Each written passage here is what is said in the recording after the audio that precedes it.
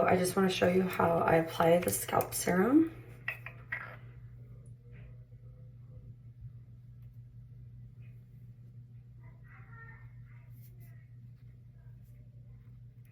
Really focusing on those front pieces, of course. I'm just gonna go all the way back there. Really focusing on those front pieces.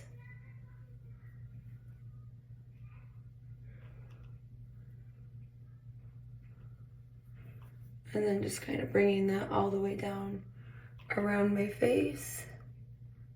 So you can use your fingers and really just like rub that in. But hopefully you've purchased the gua sha comb, because these things are so chic. I just like love, it feels so good scrubbing that into my scalp, making sure you're having like a scalp routine also along with your skin routine.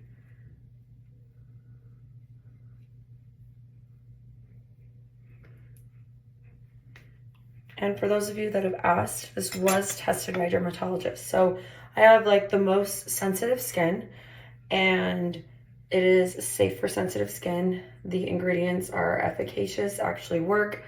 It's like really awesome.